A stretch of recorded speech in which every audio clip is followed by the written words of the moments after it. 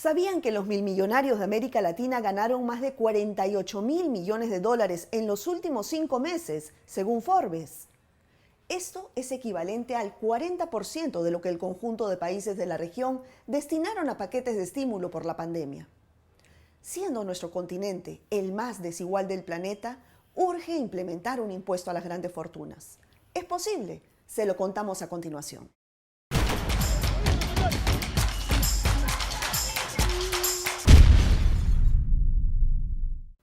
Hola, bienvenidas y bienvenidos a una nueva emisión de Disputa Económica. Mi nombre es Verónica Insausti y en esta ocasión les vamos a contar sobre el lanzamiento de la campaña continental por crear impuestos a las grandes fortunas, a los grandes patrimonios y a las rentas de capital, con el fin de fortalecer las políticas públicas de nuestros estados y así combatir la pobreza, la desigualdad y la exclusión. Sobre esta iniciativa, la Red Latinoamericana por Justicia Económica y Social Latindad y Fórum Solidaridad Perú organizaron un foro virtual con la participación de políticos y representantes de la sociedad civil de Latinoamérica, quienes coinciden en la necesidad de gravar las fortunas de ese 10% de la población que concentra el 70% de la riqueza y que actualmente no pagan ni el 5% del total de impuestos recaudados en la región. Estos mismos sectores, que son el gran sector corporativo, la gran riqueza nacional también y latinoamericana, gozan de grandes privilegios fiscales, o sea, de exoneraciones, incentivos, y que más o menos tenemos que representa entre un 4 a un 9% del PIB. Tenemos casos como el de Colombia, en que representa un 8, mi país, Costa Rica, que representa un 5.50 del PIB, o Uruguay, que representa más del 6%. Eso, hoy que se habla del problema de los déficits fiscales, del poco espacio fiscal para impulsar políticas para la reconstrucción, para la protección de trabajadores y sectores, hoy estos privilegios y este gasto tributario que se da en regalarles es realmente una cantidad gigantesca de recursos económicos que dejamos de percibir y por algo este modelo tributario ha provocado el desmantelamiento de la política pública. Y en el medio de la pandemia ha sido muy descarnado darnos cuenta de ser el continente más afectado a nivel global por la pandemia. ¿Y eso es resultado de qué? De que se desmanteló toda la salud pública. Quedó precaria, una institucionalidad pública muy precaria, y los efectos hoy lo estamos viviendo. La pandemia nos está diciendo algo. Esta es la hora de la fiscalidad. ¿Por qué?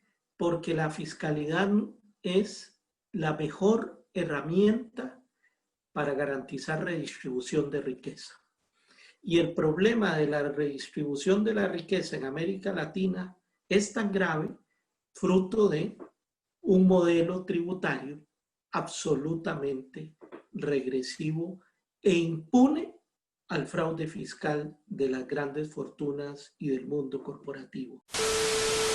Un ejemplo de las consecuencias de la concentración de la riqueza en un sector minoritario se da en Argentina. Según el diputado Itaí Hackman, solo el 1% de la población acumula la cantidad de recursos que necesita el 40% de las personas que hoy no alcanzan la canasta básica que mide la línea de pobreza. En los últimos 4 años en Argentina salieron alrededor de 90.000 millones de dólares en lo que aquí llamamos la fuga de capitales, salida de capitales, con lo cual una deuda externa desopilante más salida de capitales brutal, obviamente dejaron al Estado argentino en condiciones muy complicadas para enfrentar la pandemia, sumado a una situación de recesión económica, aumento del desempleo, cierre de empresas, pérdida de ingresos. Bueno, el contexto en el cual la Argentina ingresó a transitar esta pandemia obviamente era muy, muy complicado. Y en ese contexto se inscribe el proyecto de aporte extraordinario de las grandes fortunas, ¿no? Para enfrentar el peor de los mundos posibles que puede enfrentar un Estado, que es mayores necesidades de gasto público y pérdida de recaudación producto del impacto de la pandemia y de la paralización parcial de la economía, que genera una brecha fiscal, obviamente, que hay que cubrir, y la discusión fue cómo cubrimos esa brecha fiscal. Así se llegó al diseño de este proyecto de ley, que yo tengo mucha confianza en que va a salir y que va a ser aprobado en Argentina en las próximas semanas, en los próximos meses. Ojalá esto sirva como un aporte también para que esto se pueda contagiar al resto de los países de la región. El proyecto que estamos discutiendo en el Congreso de la Nación fue diseñado con la idea de que, alcanzando la menor cantidad de gente posible, se logre un volumen de recaudación que sea significativo. Y así se llegó a este proyecto que establece un piso que hace que sean solamente 9.298 personas, casi 10.000 personas, las que quedarían afectadas por este aporte extraordinario, que va entre el 2 y el 3,5% del patrimonio, por única vez. Es aproximadamente el 0,02% de la población de la Argentina. Es decir, estamos hablando, no solamente no incluye a la clase media o a la clase media alta, sino ni siquiera incluye a todos los ricos, incluye a la crema de la crema. Estamos hablando de la cúspide, de la élite de patrimonios en la Argentina, y con un volumen de recaudación que nos va a permitir seguir asistiendo a las empresas, a las familias, fortaleciendo el sistema de salud, es decir, un volumen de recaudación que realmente sea significativo. Un estudio de la CEPAL identificó que en 2017 se evadieron impuestos solo en IVA y renta por 350.000 millones de dólares en Latinoamérica. Y eso no es todo. Entre 2008 y 2017, la salida de capitales hacia guaridas fiscales representó un monto de 125.000 millones de dólares por año. Y así las grandes corporaciones siguen siendo las más beneficiadas en plena pandemia. Desde Perú, la congresista por el Frente Amplio, Rocío Silva Santisteban, denunció lo sucedido con el programa de impulsos del gobierno que supuestamente iba dirigido a las empresas más vulnerables. En estos momentos, obviamente, los estados están invirtiendo muchísimo en programas de reactivación económica. Y en el caso peruano se efectivizó un programa llamado Reactiva Perú. Y de ese programa Reactiva Perú, bueno, nosotros esperábamos que se invirtiera una mayor cantidad de dinero en las MIPES y las pymes, ¿no? O sea, en las pequeñas empresas y en las medianas empresas, que son las que dan también más trabajo. Y claro, bueno, básicamente empresas de servicios. Pero resulta que al final, cuando nos damos cuenta de quiénes son los que se han beneficiado de ese programa, son las grandes cadenas farmacéuticas, por ejemplo. O sea, en el Perú, el hombre más rico del Perú se llama Carlos Rodríguez Pastor, tiene un holding que se llama Interbank y todo Interpharma, Inter no sé cuántos, y bueno. Y la empresa que más dinero había pedido prestado había sido el grupo de Interpharma, que son como 8 cadenas de farmacias en todo el país, que nunca dejaron de trabajar, que nunca cerraron y que vendieron mucho más, porque estaban vendiendo citromicina, pues, y a precios verdaderamente de escándalo, Y otras que se beneficiaron fueron las clínicas privadas, que en estos momentos las clínicas privadas tienen, digamos, por cobrar deudas de pacientes que llegaron a cobrarles hasta 500.000 soles, que son, bueno, más o menos unos 125.000 dólares o más por pacientes de COVID que al final habían fallecido. Y los hijos se quedaron con esas deudas de las clínicas. ¿Y por qué? Porque elevaban los costos de todo lo que era farmacéutico. Entonces, las clínicas, las farmacias y todas esas grandes empresas fueron las que se llevaron la gran tajada del pastel. ¿Y qué pasa al final de cuentas? ¿Dónde tienen, digamos, sus dineros todos estos súper ricos del Perú?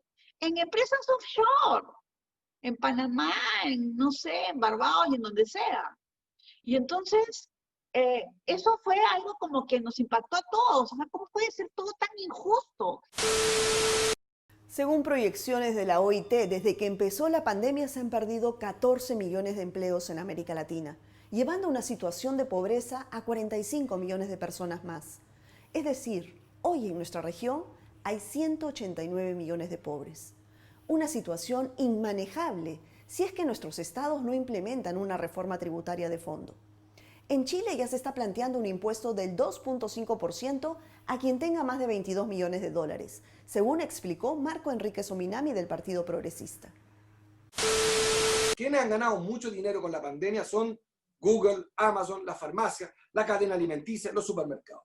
Han tenido utilidades que no sé cómo se dice en Costa Rica, paranormales, anormales, excepcionales. Tendrán entonces que devolver una parte de eso para que el pacto social funcione y haya paz social y para que vuelva la inversión extranjera.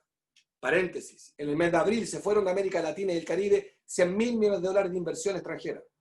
Y regresaron en junio cuando vieron que los gobiernos, mal o bien, honraban el pacto social y aumentaban el gasto social a través de leyes sociales de emergencia. ¿Y cuáles son las dos propuestas que están dando vuelta en Chile al menos? Un impuesto del 2,5% a quien tenga más de 22 millones de dólares que permitiría recaudar 3 puntos del PIB. Con eso financiaríamos, por ejemplo en Chile, 6 meses al 60% de los chilenos una renta básica universal provisoria. Y aquí tienen, lo muestro así, pero es en un cuadro, lo puedo enviar si quieren. A las grandes fortunas, ¿cuánto pagarían? Fortunas chilenas, ¿cuánto pagarían si se les aplica el 2,5%? 400 millones de dólares a la familia Luxich. El actual presidente de Chile, multimillonario, pagaría 70 millones de dólares, aplicándole un patrimonio, un impuesto del 2,5%. Ponce Lerú, un hombre vinculado a las peores privatizaciones de la dictadura, 62 millones de dólares. Es decir, fortunas chilenas pagarían sobre los 50 millones de dólares si le aplicaran por una única vez el 2%. Lo cierto es que ese impuesto tiene una falla, queridas y queridos, es por una única vez. Y como todos entendemos básicamente, a gasto se requiere ingreso permanente. Esto no resuelve el problema de ingreso permanente.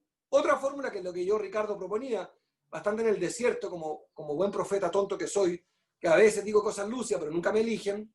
El 2009 yo planteé un impuesto a la riqueza, el impuesto al sistema financiero, del 1%, puesto que en Chile se calcula que el patrimonio financiero es de 90.000 millones de dólares. Por tanto, aplicando por una única vez un impuesto de 9.000 millones de dólares, también 3 puntos del PIB financiaríamos la renta básica universal.